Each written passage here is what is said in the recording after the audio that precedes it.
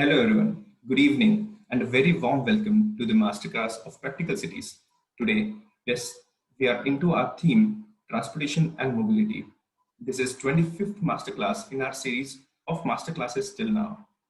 Before we begin our Masterclass, I would like you to inform about the initiative Practical Cities.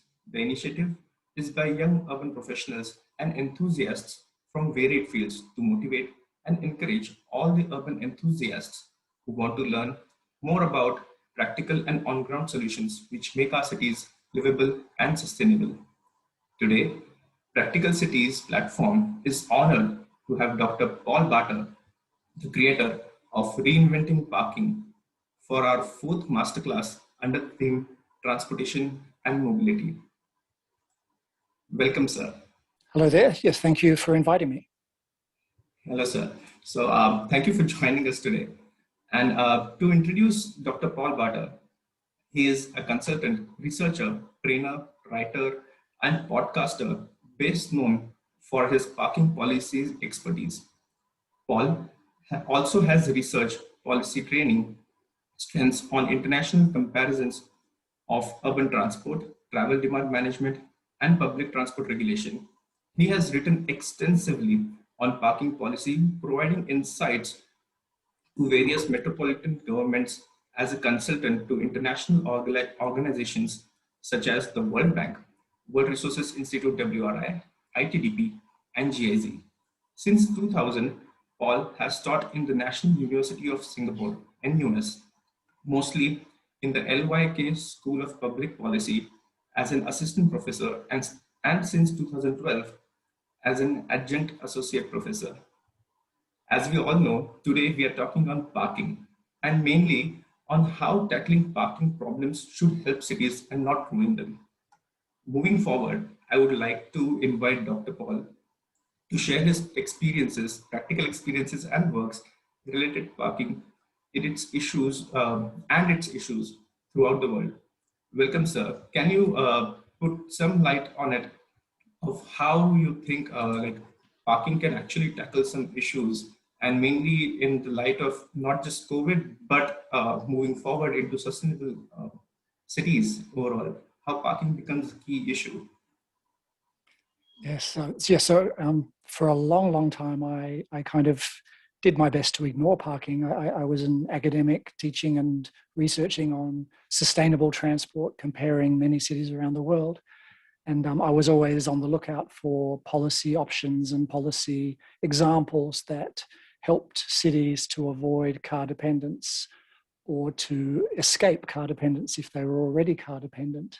And I usually considered parking to be kind of too hard and too confusing, and it didn't sort of seem to me to be very important. But then I read a few books about the issue by Donald Shoup was one, Todd Lippman was another, and there was some books coming out of Europe which touched on parking. And about 12, 13 years ago, I became convinced that parking actually was this kind of big gap that had been neglected by many people like myself, and that we should be paying more attention. And so I hustled a little bit to get some funding to do some research for the Asian Development Bank about parking policies in Asian cities to try to understand what was going on here, because the works by Donald Shoup and others had been focusing on American cities, European cities, and I was curious what's going on in Asia, and are the same issues apparent here? And so when I looked into that,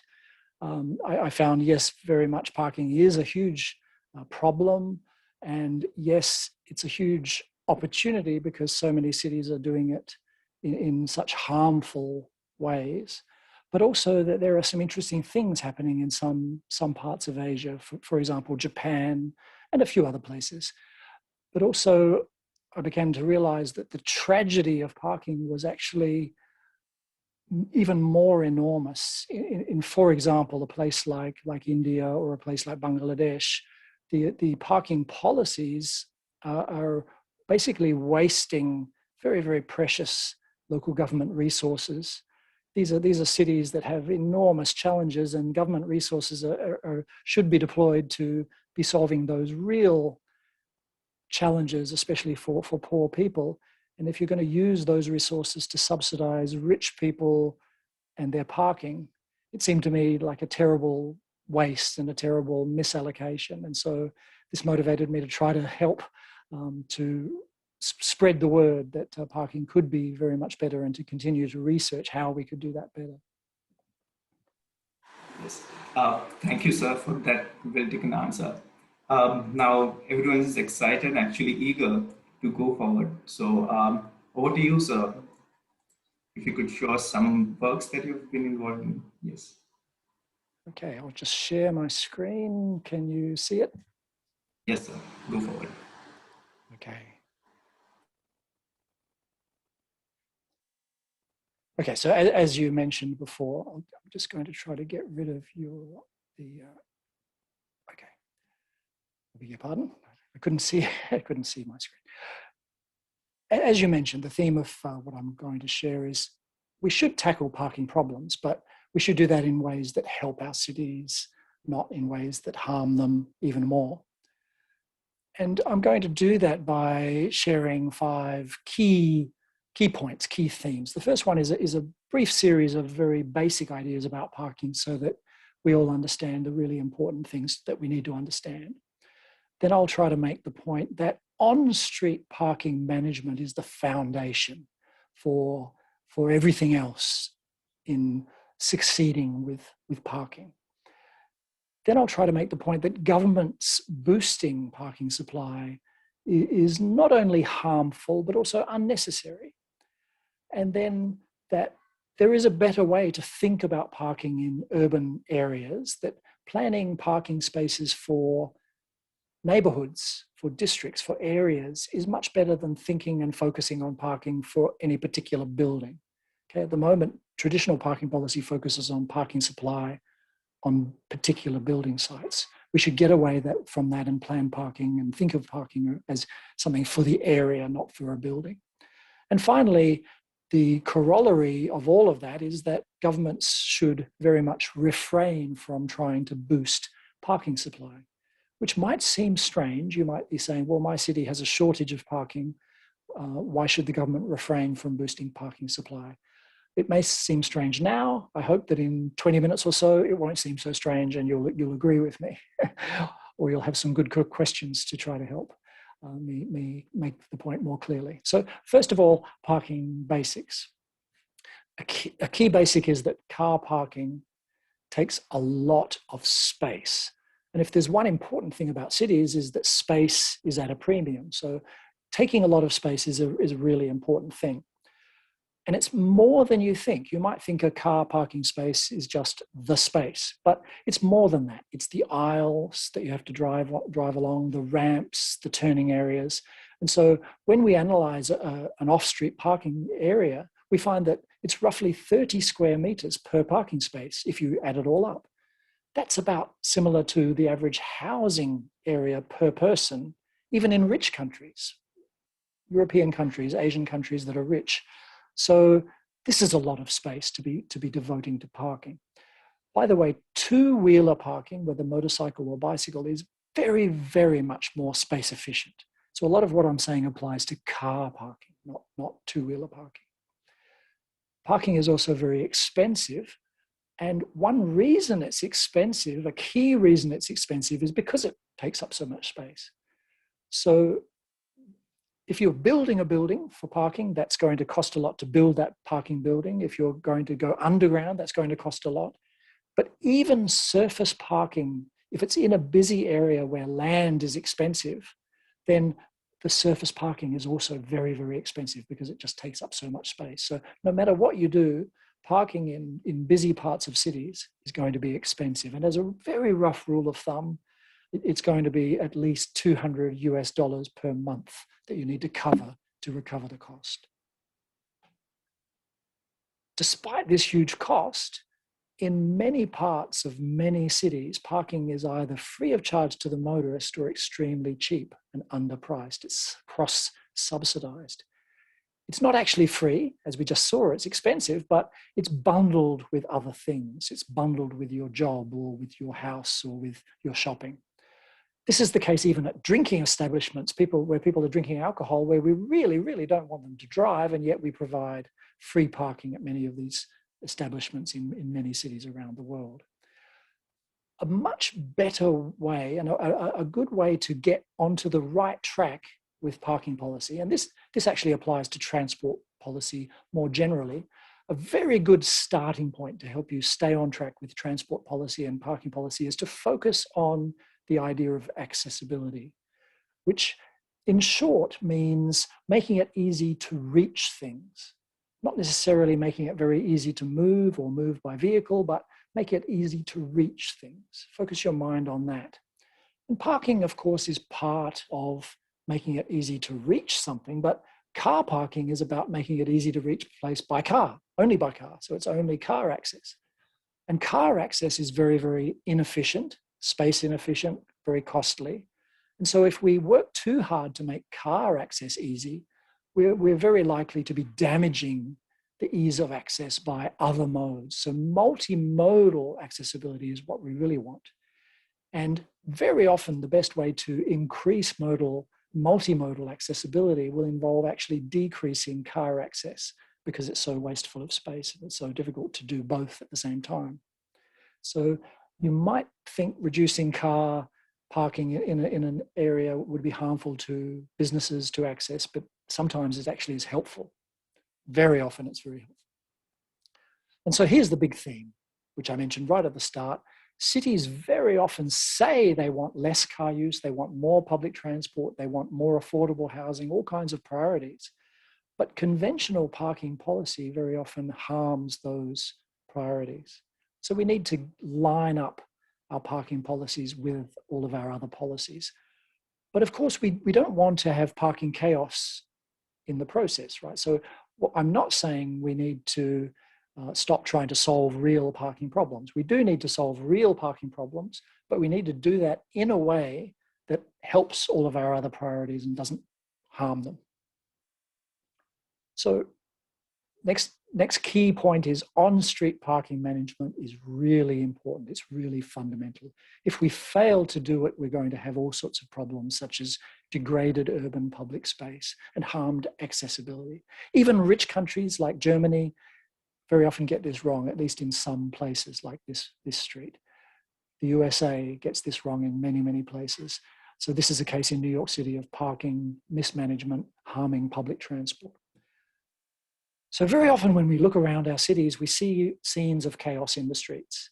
And very often we then jump to the conclusion that we have a shortage of parking.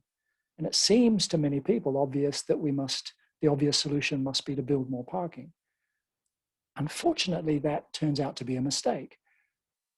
In almost every case, when we investigate further, and these are 3 places where I visited and investigated a little further in an informal way, very near these scenes of on-street chaos, there was more or less empty off-street parking, even at busy times. Okay? So the problem here is clearly not a shortage in each of these cases. The problem in these particular districts was poorly managed parking. And this is almost always the result when you look into parking in a district which has a parking problem. So the old thinking of parking policy was you see a problem, better build some more parking. The new and better philosophy that's taken hold in parking policy is that parking management is very much the first thing to try. And you will often find it's all that is needed, actually. But even if you need to do more, it's certainly the first thing you should do. So what do I mean by parking management? You probably have some idea, but let me explain 3 simple goals. Parking management can be complicated, but a good thing to keep it simple is to focus on these 3 simple goals. The first one is design. Any street needs well-designed on-street parking. If there's going to be any, it doesn't have to be parking in the street, but if there is going to be parking in the street, it should be well-designed, and that parking should match the purpose of that street. Different streets will have different purposes. Some are more for traffic, some are more for public transport and traffic, some are more as destinations where there'll be lots of pedestrians and people crossing the road and walking around. No matter what, the parking should match that goal for that street. Parking in busy parts of cities will always be overburdened. It will always be there will not be enough supply to meet the demand in busy areas on the streets because it's attractive to park in the streets. So we will always need to ration that parking in busy areas at busy times. And it turns out, sadly, because nobody likes this answer, but sadly, pricing is by far the most efficient way to ration parking in busy areas and make sure there's always a few vacancies so that someone arriving can find a place, but they need to pay for that parking.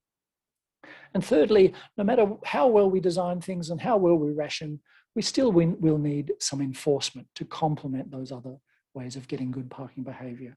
And we shouldn't overdo it. We don't need to be really harsh. We should just be consistent and focused on achieving the goals. So some good design of parking can often achieve quite good parking behaviour through good design. And this is C.G. wrote in 𝗪𝗻𝗶𝗶𝗶. In Germany, here's a case of a street with well-designed parking, matching the goals of that street and achieving good behaviour because it's hard to do anything else. This street in 𝗪𝗻𝗶𝗶 clearly needs some street design work. It's got some problems with the street design. It's also got some problems with the parking design. And both of those things need to go together. As I said, parking enforcement is important and it should be consistent, not just occasional. You can't just do a blitz every now and then and hope that will help. You don't need to overdo it. It's better if it's not by the traffic police. We should try to persuade our traffic police to delegate parking enforcement to dedicated parking wardens instead of wasting police resources on parking enforcement. And police have different priorities. Parking enforcement is a specialized thing that needs a specialized force. And we can make use of the most modern technology, and that can really, really help make this very much more efficient than it was in the past. Now, rationing. This is the part that people don't like, but it really is important. And the key goal when pricing on-street parking is to focus your minds on avoiding full on-street parking. It's a very useful thing to have a clear and unambiguous goal. So we're just focused on this one key thing. We charge the lowest price that keeps a few spaces vacant.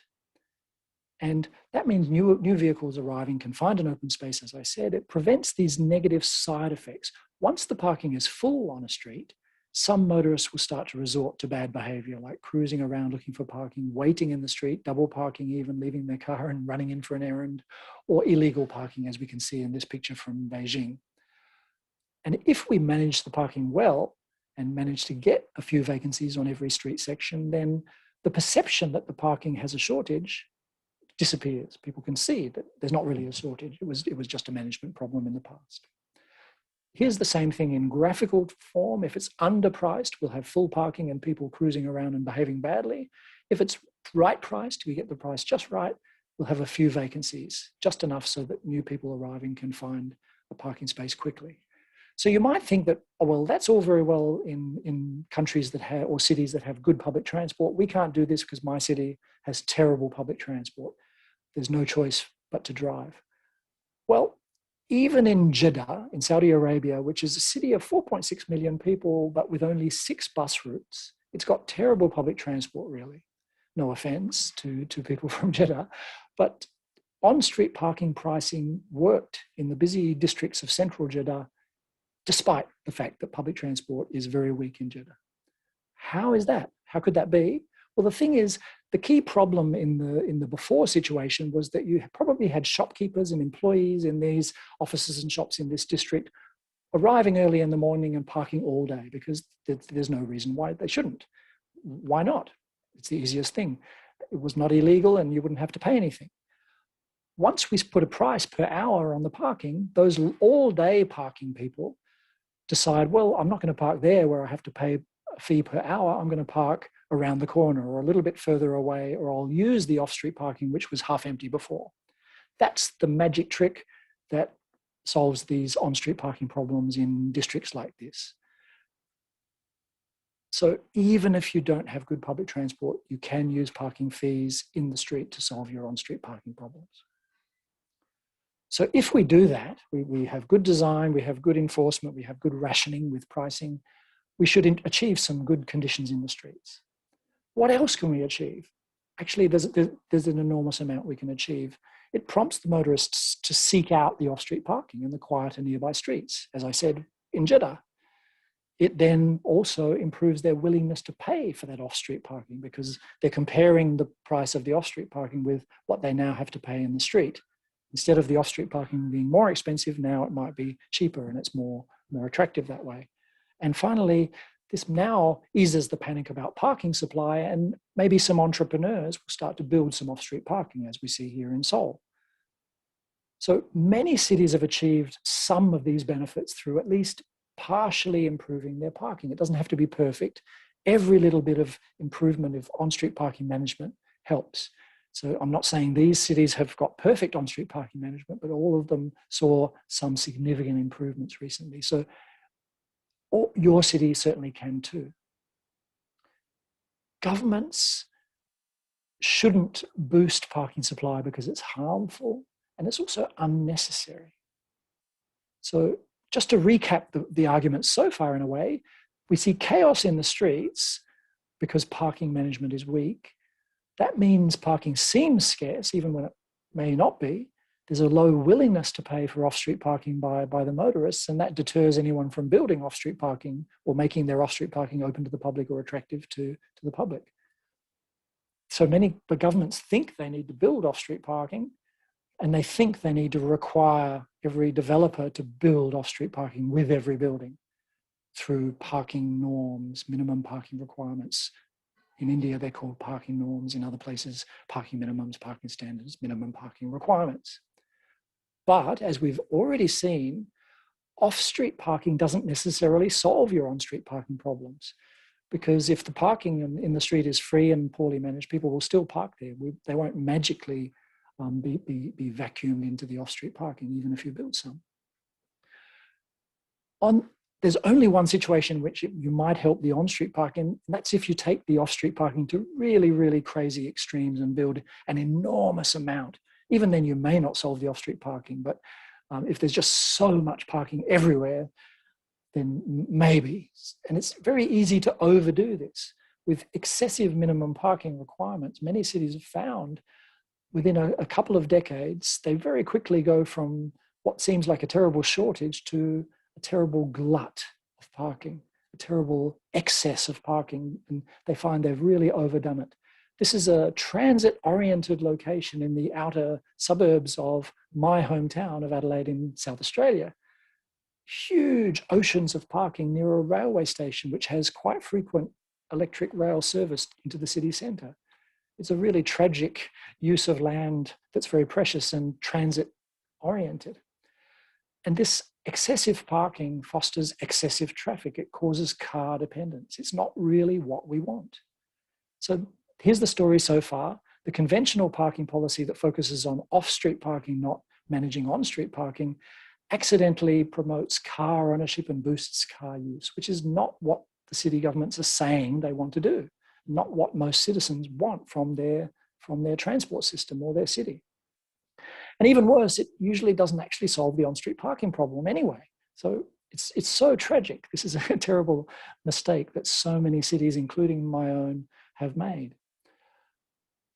Here's a slight detour into a topic that is a little bit quirky and a little bit surprising for many people, but it helps point us in a better direction for solving parking problems. Because if we can get away from the mindset where we think that every building needs parking towards a mindset where we think of parking as being for the area, for the neighborhood, it's so much easier to make progress on parking. So the old style mindset is that every site should provide its own parking. And in this approach, every single site is assumed that it needs more than enough, because it would be a terrible problem if parking spilled over. That's the thinking, that's the mindset. So any shortage in such a place would be a problem for the neighboring parking.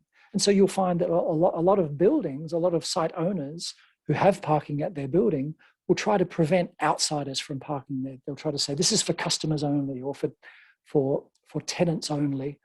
And they'll put up signs like this. A much better way would be to have public or shared parking. And so instead of every building here, the restaurant, the shopping center, the residential and the office having its own parking, in which case, in this hypothetical example, we need 100 spaces, because each each is catering to its own demand at the peak time. If those buildings could be persuaded to share their parking, or if that parking was public and therefore shared by all the buildings around, you actually only need 60 or 70 parking spaces to meet the peak demand for the shared parking. Why is that? Well, that's because the buildings have different times that they have peak parking demand. Residential is in the night. A restaurant is at meal times. The offices are in office times. There is some overlap, of course, of some of those peaks, but we don't need all 100 spaces to meet that peak because of this complementarity between the peak times. And so that's just one reason. There's several other reasons, but I don't have time to go into them. But that's just one reason why having a park once and walk district, planning for most parking to be public in some kind of common pool of parking. And in older parts of many cities around the world, it actually works like this anyway. Much of the parking is open to the public, and we need less parking. We'll have less fear of a parking shortage if we're thinking of parking as for the neighborhood rather than for each building. In Singapore, it works like this in most parts of Singapore. So even the public housing estates, most of the parking is open to the public. You can just go park there and visit a shop nearby or your friend who lives in that area. Office buildings have most of their parking open to the public, not just for the tenants in the building. Most shopping centres, similarly, will not chase you away. Even if you park there and then walk to another building, it's fine, no problem. But all of this parking is priced and managed. And so if you visit this neighbourhood in Singapore, for example, you could park in that building on the right if you're going to that building. But if the parking there was full, you can park in another building nearby, or in the public housing nearby, or in a public parking lot nearby. So spillover doesn't really matter. You just park in whichever parking is convenient to you in the area, if you happen to go by car to that area. So the old thinking was that we have to meet parking demand on site with every building. But that's silly. Why? There's no particular reason why. It's just something that seemed important. Actually, what's important is that we meet parking demand in public and shared parking in park once and walk districts. So cities can and should refrain from boosting parking supply. We saw before that it was harmful and unnecessary, and there's a better way. And if we've got our on-street parking well managed, if we have park once and walk districts, cities don't need to boost parking supply. Developers will choose how much parking to build with their buildings. And when they renovate a building, they'll choose how much parking to keep in that building. And it works fine if the on-street parking is well managed. Many, many cities around the world are now increasingly abolishing or reducing their off-street parking requirements. Some examples recently that are very striking. Mexico City, for example, has abolished its parking minimums. It might sound radical that you would abolish parking minimums and say, no, developers can build zero parking buildings if they want. But the thing is, usually they don't build zero parking buildings. They will build some parking if they think their customers, clients, tenants will need some parking. It really isn't as drastic as you think. The effects are very incremental. But in transit-oriented areas and buildings that are aimed at people who don't have cars or don't use cars, zero parking is probably the right answer in certain locations. As I said, there's a long list of reasons that mandating parking is incompatible with what we're doing. I've already mentioned some along the way. Here for your reference is a list of those problems. I won't dwell on them since I should stop very soon. Even if your city is not quite ready to take the step, which I said is not very radical, but still it might seem scary to some cities, at least make your parking minimums less harmful. So reduce them. Singapore, Japan, many cities have done this, especially reduce them in transit-oriented areas. Many cities have also done that, Seoul, Paris, Zurich. You should exempt small buildings, even medium-sized buildings. In Japan, even medium-sized buildings are exempt from minimum parking requirements. And it means that you can have sensitive infill redevelopment in the dense parts of cities without the huge cost of parking that it would be there if you have the minimum parking requirements. So I hope I've succeeded in making these 5 points that I promised. if I've succeeded in making you curious, here is a list of resources that you can consult if you need to learn more about parking, if you want to learn more about parking. So that's where I'll stop. And I think Chetan wants to ask a few questions. Yes, sir. Actually, thank you very much for this critical presentation. It was inspiring and deeply moving, mainly because the concepts that you presented were very new in terms of our context of what we've learned. So the first question is, like, how are you are having conversations with city officials or public representatives when you present the idea of reducing or charging parking in our cities? And because there is always that guilt of, if we reduce or remove parking from a certain location, where will these cars go tomorrow? And the citizens will fight back, which they mostly do in certain cities who have tried to experiment that, even in Bangalore, Mumbai, Pune also. So how to overcome that guilt, and what will be your advice for young professionals and senior practitioners who have joined us today to have these conversations with the politicians and government officials? Yes. There's a long list of answers there, so I'll try to be brief. So one thing is we should ask ourselves, what kind of things deserve subsidy? So I'm not against subsidy. There's many things that certainly do deserve government subsidy: education, healthcare, public transport almost certainly does deserve government subsidy. Provision for pedestrians, cyclists almost certainly does deserve government subsidy. These are things that serve everybody. They especially serve the urban poor, and people are unable to pay enough to provide those services in full for the benefit of society. If society benefits if we subsidize certain things, sewers, these are things that deserve subsidy. Parking, especially parking for cars, if you investigate, go to Wikipedia, investigate what are the rationales for subsidy, and then look at parking and see if you can find any of those arguments that match.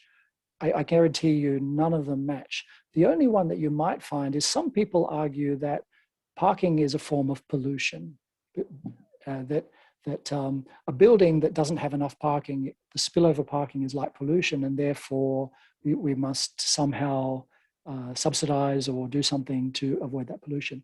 But that brings me to another way we can argue about parking, is reframing and realizing that actually that's the wrong way to think about parking. Parking is, on-street parking is like an overburdened river, an overfished river. And so we have to manage it to avoid that overfishing, that overburdened problem. The off-street parking is like real estate. In fact, it is real estate. It literally is real estate, but we should think of it as real estate. Too many people think of it as like sewers or bus stops or the streets. People think of it as infrastructure, something that the government must provide because everybody's going to use it. But who uses parking? Only motorists. And especially in cities in India, it's actually a minority of people are car users. Now, motorcycle users are a much bigger number. But motorcycle users can pay for their parking too, but motorcycles use very little space. Less than 1/6, typically 1/10 of the space of a car. So the parking fee for a motorcycle should be 1/10 or so of the fee for a car. Typically it's half in Indian cities. That's way overpricing the motorcycle parking and way underpricing the car parking. So if you want to worry about social justice, you would subsidize things that the poor use, like buses and bicycles and walking. But of course, we all can use those as well. It's not just for the poor. But you would not subsidize things that the rich use, cars, and car owners can pay their way. If we manage the on-street parking, we're not actually burdening people, because we don't want people to park their cars all day in prime places in the streets. So the reason to charge something like maybe 50 rupees per hour in a busy location is not to make someone who parks there all day pay hundreds of rupees. We want to persuade them, don't park there all day. Park somewhere else where you'll only pay much, much less. Park off street, or park where you have to walk a little bit, but you can have free parking in a nearby area. So it's not the idea to overburden people. The idea is to manage their behavior so that nobody pays too much. If you're only going to a neighborhood to shop or to have lunch or to go to a movie and you have to pay 100 rupees for 2 hours of parking, compare that with how much you paid for all of your shopping and for all of whatever else you're doing. It was actually not much for the privilege of having convenient parking. The current situation of unmanaged parking subsidizes rich people, but doesn't give them a good service anyway. Nobody's winning. They have horrendous parking experience. The buses can't get through. Nobody can cycle or walk. We've ruined the city neighborhoods, and yet nobody wins. What are we doing? It doesn't make any sense. So I mean, there's more answers than that, but I think that's probably enough for now. Yes, it actually brings out another conversations on board in terms of also knowing what you're doing wrong and how it affects. And that entire conversation might lead to a better dialogue further rather than having wrong notions. With that question, I would put like the answer. I would like to go for my last question, which actually follows up, saying like, you've been to India multiple times. You've been to many cities around who are actually working towards parking and have attempted some things on ground in terms of maybe Pune, Mumbai, or whatever. So how and what do you see in Indian cities as the future of parking, and when and how soon do you see the paradigm change coming in? And where do you think India should focus? Like which cities to start with or which areas to start with? You have mentioned most of it, but still if you could bring it down to context, yes. Yeah. Okay, so there's been a lot of great progress in certain cities in reformulating parking practices and parking policies. In quite a few of those cities, the progress so far is mainly on paper, but with some small steps in the right direction. So certainly Bangalore has taken some steps in the right direction with parking, on-street parking management in certain districts. And on paper, the policy is very good. As you said, it's controversial, but you have to kind of struggle through that. Once parking management in the streets gets to the point where it is working well, the controversy dies away and people just take it for granted. That's the way it works, and it all goes quiet. So you can certainly hope and expect that that's what will happen. In city after city, you'll have a period of lots of kerfuffle, but eventually it just works well and it becomes no longer a big deal. Pune has a great policy on paper. I don't know how far they've got on putting it into practice. Chennai is on the edge of doing some really wonderful things in the on-street parking management, and they've just started. It's too soon to say how well it's going yet, but it looks good so far, and they've been doing that with the help of ITDP India. And ITDP India is a great resource for parking advice in India. WRI India is another non-profit that has some parking expertise, but ITDP India especially. GIZ is the German technical assistance. They also have some, they can also fund some help. So 𝗏𝗂𝗶𝗶 in Odisha has been getting some help from GIZ, and I was a little bit involved. And again, and so I wouldn't be surprised if there's progress in many cities. Even humble Ranchi did some improvements to their on-street parking management. It's not perfect, but it was certainly better than what they had before. Although again, politics can get in the way, and I think they may have taken some steps backward recently, but we can certainly expect more and more cities to do better. On paper, Mumbai was planning to do some wonderful things, but I think they've maybe stalled because of politics, but hopefully they'll get past that. All you really need is a demonstration in a small district that it works. So maybe the mistake some of the cities are making is they're trying to revamp the whole city too quickly. It might be better to do a pilot in a certain area, so like Chennai has been doing, like I think Bangalore has been doing this, Bengaluru. The pilots in these areas then demonstrate to everyone, this really can work miracles almost. What we thought was an inevitable chaos in the streets doesn't have to be. So I'm pretty confident there will be progress. Abolishing minimum parking requirements will take a lot longer, because you need to reassure people that we can manage the parking in the street first, probably.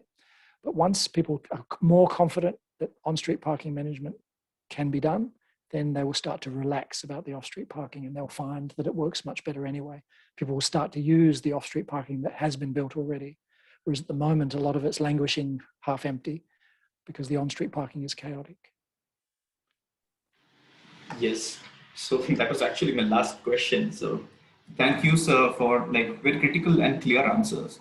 And it has motivated like all the young professionals who have joined us today. Surely it has motivated me to look at my city parking and also try to contribute in whichever smaller efforts that I could actually. And we're taking these critical understandings forward. I urge everyone who's watching today to actually have this mindset into you, and might be try to have these conversations down there with your local bodies, with your representatives, wherever you get in conversations regarding parking particularly. And yeah, I would also like to thank all the viewers who have joined us today. And also, like, I would like to urge everyone to follow Practical Cities on Twitter, LinkedIn, Facebook, Instagram, and YouTube. Also, sir, we have been like in touch through LinkedIn and Facebook too. So I see you following a few things on our LinkedIn, which is very inspiring for us, because that like actually gives us this enthusiasm to go forward and reach out to many professionals like you who've been helping us out. And once again, like, thank you everyone. Thank you, sir, for actually joining us today. Stay healthy, stay happy, and enjoy the weekend. Thank you, sir. Thank you, Chetan. Yeah. Good luck with your endeavor.